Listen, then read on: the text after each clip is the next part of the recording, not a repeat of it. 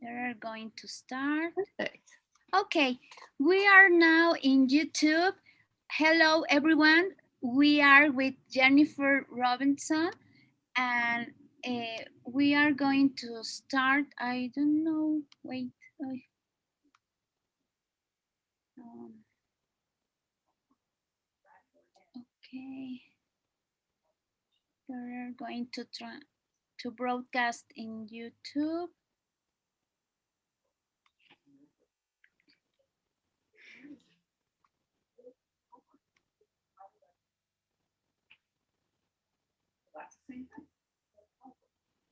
Okay. Well, Edna is with us. She read the same as your novel. Yeah. And first of all, we want to say thank you to write this novel because it's so wonderful. Oh, thank you. Thank you.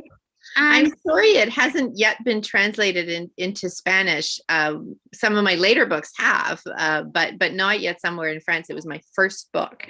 And I think so far it's only been translated into, I think, Polish is one one language. I can't remember the others, but alas, not Spanish.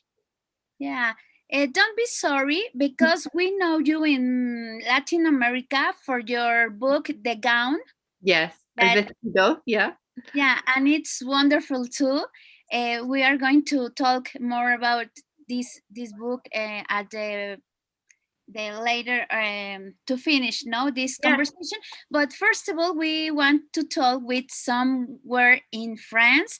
And Yeah. Edna, if you want to talk first, be my guest. Thank you. If you hear some noise, I'm sorry, I'm at the airport. So if I if I saw that there are a lot of noise, I will Yeah. mute Bon me. voyage. Thank you, thank you. So, well, first of all, thank you. It was a very amazing reading. We enjoyed it a lot. We discussed it a lot, Angie and I. And well, we fell in love of the history, the context, all the information you add to the book. It was amazing. We learned a lot about the drivers, women. You know, those important role they had in the First War. Yeah. So, well, first of all, thank you for your time. Also, Angie, thank you for the opportunity for this book club. And well, I would like to ask you, which was or which were the characters that you enjoyed the most to write? Oh, to write. So, I mean, so Lily, I loved creating my heroine, especially the idea that a young woman in that period who had so many limitations. There's so many limits placed on what she could do, the life that she could have, and that she was brave enough to push against those limitations. And although, the war, I mean, the war was a terrible, terrible thing. Millions and millions of people were died for reasons that, in looking back, it's very hard to justify any reason that the war took place. It's one of these wars that just seems nonsensical to us now. But one thing that happened during that war, and again, we see it in the Second World War, is that women were given opportunities to do things outside of the usual sphere of being at home with their families and children. They were allowed to work, and again, not in the usual fields. They weren't confined to the usual fields of work for women. Teaching, nursing, that sort of thing. They were allowed to do jobs that a generation before would have been unthinkable. And so, when we early on in the book, one of the things Lily does is, before she ends up going to France and becoming an ambulance driver, she works on the London buses. They called her a clippy, but she was working as a ticket taker, and so people would buy tickets, and she had a little apparatus that would churn out the tickets, and she would take the money. And a lot of people were horrified that women would be doing this kind of work. Although now it's hard to understand what the objection would be. But that and countless other jobs were available to women, and so their lives, the kind of the closeness of their lives, that opened. But then the sad thing is that for many women, the end of the war comes and those jobs are taken away. So I had this opportunity with this book that's set during the war to describe a young woman who has, it's like the sky is the limit really for what she can do. And then that's what led me to think, well, what is something unusual she could do during the war, above and beyond being a nurse? And I mean, I find what the nurses did in the First World War is very, very interesting. And in a later book, I did my second book, in fact, I talked about Lily's best friend, Charlotte, who is a nurse. But I wanted something that would, again, push against people's expectations of what would be normal or typical for a woman to do in those times. And I discovered that there were young women driving ambulances very close to the fighting during the war. They were not combatants. They were not soldiers in the sense of that they were expected to fight, but they were in positions of great peril at times during the war. And and just the courage that it took for them to do that work, not just the work itself, which was dangerous and very frightening, I'm sure at times, but the courage to be brave enough to do something so unexpected, that I found very inspiring. Yes, actually, we mentioned it, that it was a role that we didn't know. Oh, well, we maybe we heard about it, but we were not sure about what Yeah. they do and how they, they were very helpful in those years. So we enjoyed that because we learned a lot with your book, a lot. So thank you. Oh, thank you. Thank you. For us, this is a romance story, but not at all, because you share with us the what is the result of the first war. We didn't, Edna and I talk a lot that we didn't know more about the first war. Sometimes we know more about the Second World War, but not the first. And I searched a lot of numbers about the First World War, and I find that long-term disabilities, it has that 31,464 number of veterans of war pensions for disabilities in 1921, no? And sexually transmitted infections estimate that 1,200 persons, up to 10 years lifespan loss for some age groups or surviving military personnel, and a lot of things that we discovered with your novel, because I think that the First World War was another character that Lily and Robbie moved forward, no? Yeah. Because what I was interested in doing, especially with the love story that was part of the war, was to to have a love story where the conflict between the two characters, which is effectively the story that keeps it moving. I mean, if people fall in love and immediately settle and decide that they're happy at the very beginning, then you don't have much of a story. That they have to learn to love one another and to go through what we would call the ups and downs of that relationship. And I was interested in finding out how being caught up in the war would affect them, because it's impossible to live through a time like that and not have it, I think, affect how you respond to another person, how you do things, like how you consider your future. And so we see that with Robbie quite a lot, that he has got to a space where he finds it hard to even imagine a future that will allow him to survive the war. and to have any kind of happiness. I mean, if a modern, say a psychiatrist would look at him and say, I think this man is suffering from some depression at the very least. But in those days, you were just expected to carry on and do your best. And that's what he does. And so, I know some readers have been, how should I put it, very upset with Robbie at times for moments in the book where he doesn't behave as well as he ought to. He's certainly not a terrible man, but he has moments of weakness, I suppose. And that's because he's so affected by what he has seen, by what he's done, by what he, by the soldiers that have died, the soldiers he hasn't been able to save as a surgeon. And that has an effect on his relationship with Lily. And then Lily herself, I wanted her to be the person who, I didn't want her to be, one way of describing it in English is that I didn't want her to be a doormat, right? The mat in front of the door that you wipe your feet on. And in the sense that I wanted her to be strong. I wanted her to stand up for herself. And so there are moments in the book, without giving it away to people who haven't read it, where she stands up for what she believes is right, not only for her, but for her country, that she insists that she has to do her duty, that she's promised to do this work during the war, and she doesn't want to take the easy path.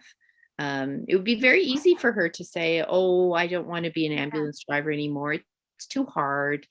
It upsets me. I'd like to go back to England. She could have done that very easily, but I don't think she would have been able to live with herself afterwards. So it's just, with the book, really what I've done is taken two very good people and I put them in a very impossible situation and left them to figure things out, and we don't have to tell everyone exactly what happened, but there's some moments I've had letters from people who are very, very angry at Robbie. And all I can say is just, please keep reading the book. Just keep reading. It'll be fine. Yeah. Lily was an aristocrat, and in one part of the novel, she have the guts to take a huge decision, to change her life. And then Robbie was a surgeon that works for the army, and I think that he could be so afraid to love, for the reason that all the things that he saw in the war. Edna and I talk about that the First World War was so challenged in a medicine way, because all the medicine discover and development a lot of things that the medicine used at the two World War, like transfusion bloods, and another things that it's so changed the way the world, Yeah. And one thing that he and the other doctors are coping with is this is a period before antibiotics. So any kind of bacterial infections were very difficult for them to treat. And so many soldiers died, especially in the early years of the war, from bacterial infections that they got from the soil, because they were fighting on farmland. And farmland quite often has high levels of bacteria, just because from the the animals that have been living on it and so on. And so even if your wound, if say you were shot in a battle, the wound itself might not be enough to kill you, and certainly the surgeons could repair it. But if bacteria got into your bloodstream, it was almost impossible to, it just was. It was up to fate, really. I mean, there was not much that doctors could do. They did fairly early figure out ways that they could clean wounds with antiseptic solutions. But that was only after many, many, many men had died of wounds that really should not have killed them. And even, for the rest of the war, there are many people died when a simple, infusion of antibiotics would have saved them. And we don't really have, there's no antibiotics until the Second World War, effectively. And so to be a doctor and to see men dying that ought to live, that's the torture that Robbie is seeing again and again. And indeed, any physician or nurse or healthcare worker who is confronted with seeing people dying, and there are, when the deaths are easily preventable. I think that's a particular kind of torture that people in healthcare have to endure. And that's what tortures him. And then, there's all the other layers where he is acutely aware that he has very modest origins. So he is the son of what in Britain they would call a dustman, and in North America we would say is, a garbage collector. And just by hard work and his own intellect has pulled himself, earned scholarships, was able to turn himself into a professional man. But he's always aware that people will look down on him and his origins. Especially Lily's family, and she has a not wonderful mother, and who is as a snob and looks down on him. Never mind that his character is wonderful and that his accomplishments are something to be proud of. She just sees him as not worthy of her daughter, and so he has to face up to that as well. And so, with the book, really, ultimately, what I wanted to talk about is just the ways, all of the limitations that people had to cope with in those years. That I think a lot of us have forgotten about some of those limitations, right? That the idea that, the class structure that would prevent you from, if you were from one background, from falling in love with another person. The idea of that social class could define you and limit you so much is something that, sometimes when I'm talking to students in school, they're surprised that would still be an issue. And things like, just the limitations on women and what women were allowed to do, what women were expected to do. I should add too that, working class women, so women from more modest backgrounds, had always worked in all sorts of trades, always being paid less than men, I should add. This new kind of world of work opening up is more something that women from middle class and upper class backgrounds experience, but still it was a period of real change. And that's why I think a lot of writers like myself are very interested in writing about the two world wars right now, because it was such a period of change for everyone who was caught up in it. And the world was profoundly different afterwards. And, one thing that I'm noticing as an historian, it's hard not to pick up on things that are happening in the world around me today and ask myself questions. And I think one thing that will come out of this terrible, years long crisis surrounding COVID is that I think the world will change. I don't know what it will look like 5 years from now, but I do know that the way that we live and work and travel, for example, will be different. Part of me wants to I want to write down all these questions for myself, put them in a little jar, and then open it 5 years from now and say, what, maybe with my predictions, and see if I was right. Maybe I should do that because, because with the world wars, they happened a long time ago. I can look back and I know how it all ends up. But for this, and this is effectively in some ways is a global war that we're all caught up in. And I wonder how it'll end up. And I'm sure 100 years from now, people will be writing books about these years, and it'll be historical fiction. Yeah, sometimes I said that the history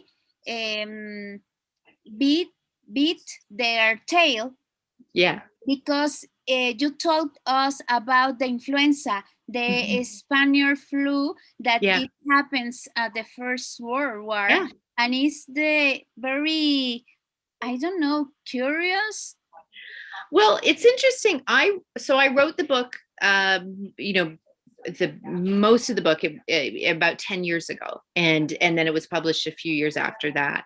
And at the time, I could never have imagined that we would be living through this.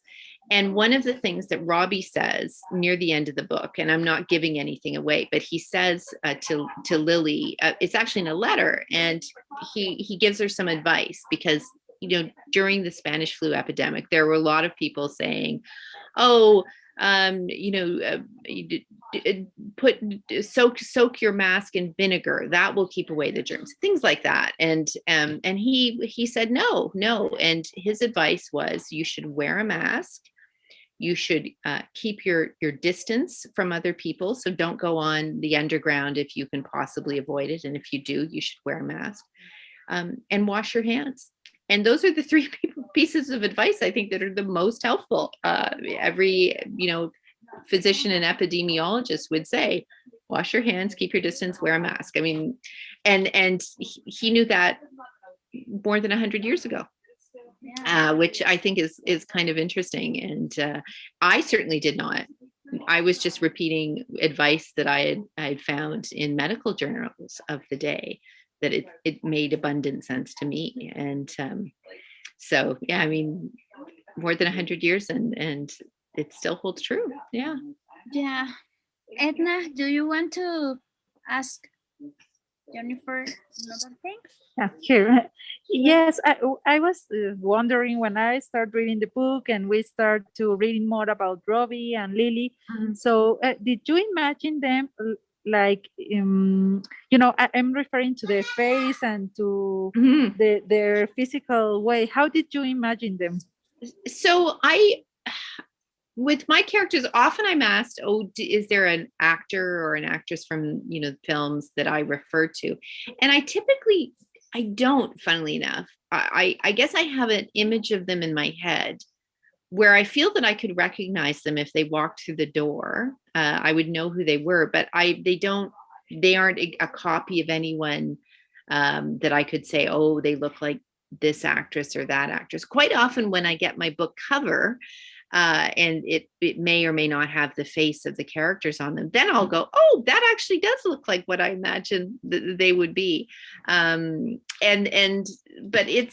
I also never want to be too specific about how they look, because I think readers, you have opinions about how they look. And I don't want to kind of take my opinion and say, oh, well, no, your opinion doesn't count. This is what they look like, because I think you know just as well as I do. I mean, we are talking about, as I hate to admit it, but they're imaginary people. And I think your notion of what Robbie looks like, for example, is just as good as my notion. The interesting thing is, I was talking with a friend who's a filmmaker not long ago, and I was realizing that I think if I wrote the book today, I'm not sure if Robbie, I feel as if Robbie would have a background that would include, that he wouldn't necessarily be a white man. I think maybe he might have an ancestry that would be partially, maybe he might have, one of his parents might originally have been from India or Pakistan. And that would then add a number of layers to his character in terms of what he's had to overcome, what he's had in order to make, to achieve what he has. And it's so interesting to go back to books that I, wrote a while ago and think, if I wrote it today, who would these characters be? And I think Robbie might be a bit different. I think Lily would be the same, but Robbie would be a bit different. Okay, and if in this line of the characters, we hate the Lily's mother. We Oh don't yes, like everyone it. hates her. He's And mean. she's in the next book I wrote too, which is almost like a sequel. And she's just as awful in the next book, I have to tell you. Yeah, and that's my question. We saw an Edward, the Yeah, brother of Lily's, and Charlotte. Do yeah. you think that this character could be the sequel of your novel? You think the Yes. novel like a saga? Yes, they are. And in fact, in the next book, they are. So Edward, it's the heroine of the second book, which is called After the War is Over, is Charlotte. And the man she falls in love with is Edward. And so I put lots of little clues in the first book to direct people to that second one. And then the mother is, as you can imagine, very difficult and awful. And it's funny because my mother, who died some years ago, was wonderful. It was a warm and lovely, and would never have been. And so this woman is as different from my own mother as I can imagine. I was very lucky to have a very nice mom, and I feel sorry for Lily that her mother is so terrible. Okay. In Yeah. some parts, I saw, it's my impression that it's a little wink of Downton Abbey. Yeah. I love it. Well, and the thing is, so I wrote the book before Downton Abbey. I started writing it in 2007, and I finished it in about 2009. And then it took me a few years to find an agent and get it published and so on. And it was about 3 years after I'd finished it that Downton Abbey came out. And it was because of Downton Abbey, I think, that I was able to find to get it published, because there was so much interest and excitement about the show, and people wanted more. And I was lucky. I had a book that was ready. It still needed to be edited and so on, but I had a complete book that then was ready to go. And so I am very, very fortunate that the timing of that was really, really good for me. And I will say that on the cover of the book, I think that the cover was deliberately designed. I didn't really have any influence on it, but certainly the character of Lily looks a lot, I think, like Lady Sybil from the show. And I don't think that was a bad thing, because it certainly helped the book sell when it first came out. Yeah. Are you planning to have these 3 books to like a series in another OTP, like Netflix or Amazon? So right now I have it's being looked at, but I haven't officially sold the rights to them. People often ask if the books are going to be made into movies, and that would be lovely. But just the whole process of having that happen it takes a long, long time, and it's very complicated. And, I have sold the rights for some of my other books, but there haven't been any movies yet. I'm not going, I haven't picked out my dress for the premiere yet. I think I'll wait until it's a little more certain. Oh, please hire Dan Stevens for one of your characters. Yeah. He's a lovely actor. Yeah. Now I should probably go in a few minutes, just because I just have the family waiting here. But if you have any other questions, I'd love to answer them before we finish up. We are going to be the last, and I hope that very soon you have your books in Spanish. We love the gown, and this somewhere in France. And thank you very much to have a little chat with us.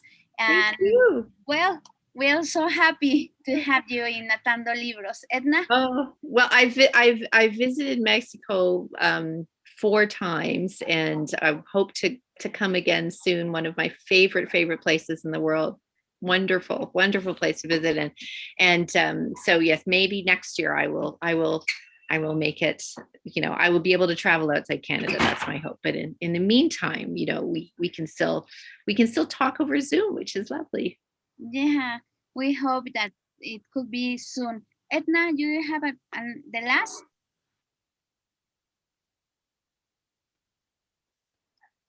Well, Edna? I think we may have lost Edna. Yeah. Oh, Well, thank you very much. No, well, I just for Yes. such a nice reading. We are ready the second one. She's at the airport. Yeah. I sympathize. I sympathize. Well, Well, I hope you both have a lovely evening and bon voyage, Edna. And do let me know if you want to talk about El Vestido at some point. That would, although I have not read it in Spanish, I will say I have a copy at home, but I've only read it in the language I wrote it in. yeah. Well, thank you very much. You're very We welcome. appreciate this conversation, and merci beaucoup. Je parle le Je vous en prie. Thank you Okay. very much, Jennifer Robson. We talk about somewhere in France. Thank you for the guys that are seeing us in YouTube. Thank you very much, and I Thank hope you. that see you very soon.